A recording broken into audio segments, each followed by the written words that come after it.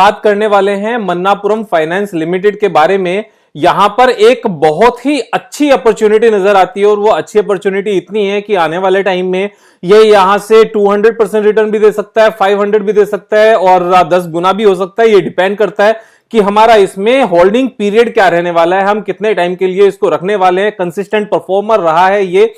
तो आगे बढ़ने से पहले एक चीज मैं बता दूं कि यहां पर मेरी कोई भी रिकमेंडेशन नहीं होती बाय या सेल करने की। और अगर सब्सक्राइब नहीं किया है चैनल को सब्सक्राइब कर लेना और दोस्तों का शेयर भी कर लेना।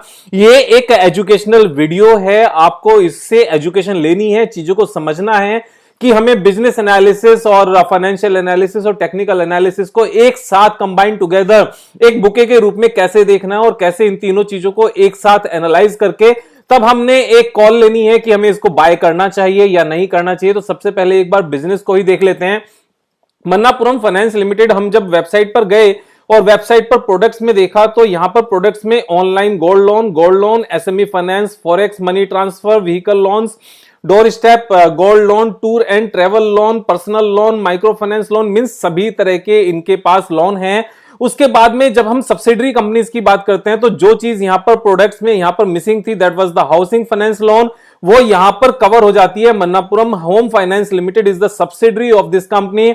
उसके साथ में मन्नापुरम इंश्योरेंस ब्रोकर्स लिमिटेड, यानी कि जितने भी इंश्योरेंस हैं उनका भी ये लोग डिस्ट्रीब्यूशन करते हैं एक ब्रोकर बनकर। उसके साथ में माइक्रो फाइनेंस कंपनी भी इनके पास है और Manappuram Comtech and consultants limited, ये एक बार ओपन करके देखना पड़ेगा कि एग्जैक्टली ये आईटी सॉल्यूशंस में है या किस चीज में है। यहां पर मैंने क्लिक किया, लेट्स सी अगर कुछ निकल के आता है। उससे पहले जब तक ये ओपन होता है, मे बी इनकी वेबसाइट थोड़ी सी स्लो है इस पर्टिकुलर पॉइंट पर। हम एक बार फाइनेंस देख लेते हैं, फाइनेंशियल्स देख लेते हैं। फाइनेंशियल्स को देखकर अगर देखें यहां पर तो मार्केट कैपिटलाइजेशन इज 12,560, यानी कि एक अच्छा खासा साइज है कंपनी का। This is not a small cap, this is a mid cap company और स्टॉक का पीई इज ओनली 7.60। तो जो खूबी है ना एक्चुअल में इस वैल्यूएशन पर, ये अपने आप में एक बहुत अच्छा पॉइंट है। जब कोई ग्रोइंग कंपनी मिलती है और ग्रोइंग कंपनी अगर 7.6 के पीई पर मिल जाए तो एक्चुअल में 3 टाइम्स होने का दम तो वो सिर्फ और सिर्फ अपने पीई एक्सपेंशन की वजह से ही रखती है। इस तरह की कंपनीज कब 21 के पीई पर आ जाएंगी पता भी नहीं चलता। और जब हम इसके रिटर्न ऑन कैपिटल एम्प्लॉयड की बात करते हैं तो बीइंग एनबीएफसी 16% का रिटर्न ऑन कैपिटल एम्प्लॉयड अपने आप में बहुत अच्छा है। डेट इक्विटी रेशियो एनबीएफसी के केस में मैटर नहीं करता, प्लेजिंग परसेंटेज ना के बराबर है। Promoter holding is 35%। तो जब प्रोमोटर्स होल्डिंग 35% की बात करते हैं, एक बार हम यहां पर शेयर होल्डिंग पैटर्न को भी देख लेते हैं। शेयर होल्डिंग पैटर्न के केस में प्रोमोटर्स के पास 35% है, एफआईआई के पास 39.53% है, 40% है, डीआईआई के पास अच्छा खासा नंबर है और पब्लिक के पास सिर्फ और सिर्फ 16.32% है। तो शेयर होल्डिंग पैटर्न से एक चीज बिल्कुल साफ साफ नजर आती है कि यहां पर जो भी होल्डिंग है वो स्ट्रॉन्ग हैंड्स में है। रिटेलर्स के पास एक छोटा सा पोर्शन है और उसके बाद में अगर हम इसके परफॉर्मेंस की बात करें तो कंपनी को बहुत अच्छे से ग्रो करना आता है। 2006 में जब कंपनी ने स्टार्ट किया था तो रेवेन्यू 20 करोड़ की थी और आज की डेट में नेट प्रॉफिट 1651 करोड़ का है। 20 करोड़ की रेवेन्यू से शुरू किया था बिजनेस को और नेट प्रॉफिट सिर्फ 4 करोड़ का था। 4 करोड़ का नेट प्रॉफिट इंक्रीज होते होते लास्ट 15 ईयर्स में 1651 करोड़ 1651 करोड़ हो गया है और जो रेवेन्यू 20 करोड़ की थी वो इंक्रीज होते होते 6327 करोड़ की होगी। अमेजिंग स्टोरी है। अगर हम देखें मार्च 2004 में 2100, देन सेम रही 15 में, 16 में 23, then 34, then 41, 54 and 63। Consistent growth है। इवन इस ड्यूरिंग दिस पैंडेमिक भी इसमें कुछ इंपैक्ट आया ही नहीं। कंसिस्टेंट नेट प्रॉफिट ग्रोथ है। यहां पर अगर हम देखेंगे 226, 271, 353, 756, 677, यहां थोड़ा सा नीचे की तरफ आया लेकिन फिर immediately 940 and 1468 and 1651। Amazing growth है। और उसके बाद में अगर हम यहां पर क्वार्टरली रिटर्न्स की बात करें तो हाईएस्ट एवर नेट प्रॉफिट है। यहां पर रेवेन्यू भी एंड नेट प्रॉफिट भी हाईएस्ट एवर है दिसंबर क्वार्टर में।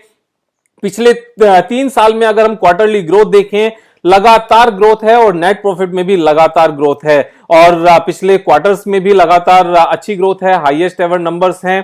ट्रेलिंग 12 मंथ्स में भी हाईएस्ट एवर नंबर है। बिजनेस अच्छा है। पर कैपिटा इनकम जितनी इंक्रीज होगी ये सारे बिजनेस उतने ही ज्यादा इंक्रीज होते जाएंगे। उसके बाद में फाइनेंशियल्स भी हमने देख लिया।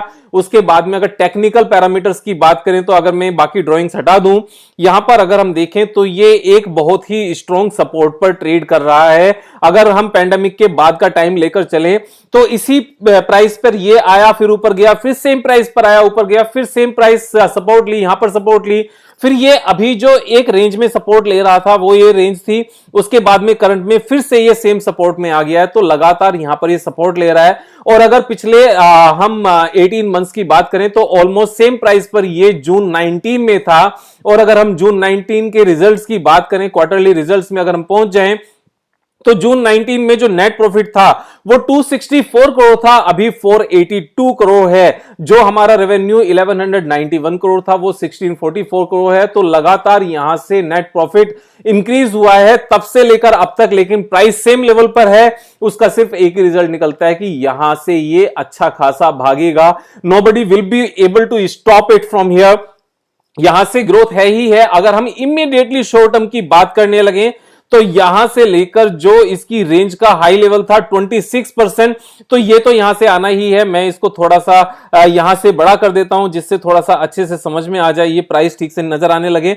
26.09% यहां से इमीडिएटली है। लेकिन इसमें जो एक दूसरा पैटर्न डेवलप होता है वो ये है कि ये यहां से एक बहुत बड़ा सा कप विद हैंडल पैटर्न बनता है। इसका कप काफी स्टीप है क्योंकि यहां पर ड्यूरिंग द पेंडेमिक था। उसके बाद में जो ये हैंडल है, हैंडल हमारा ये बनता है। उसके बाद में हमें पता है मार्केट यहां से एक कंसोलिडेशन में रहा है और मार्केट के कंसोलिडेशन में रहने की वजह से ये सेम रेंज में यहां पर घूमे जा रहा है। Finally when it will give a breakout, तो इसका हमारा पोटेंशियल गेन कितना नजर आता है वो यहां से डेप्थ पकड़ो, इसको यहां से इसके ऊपर लगाओ और उसके बाद में एक पोटेंशियल टारगेट निकल कर आएगा। ये टेक्निकल टारगेट निकल कर आता है और ये हमारा टारगेट निकल कर आता है 284 का।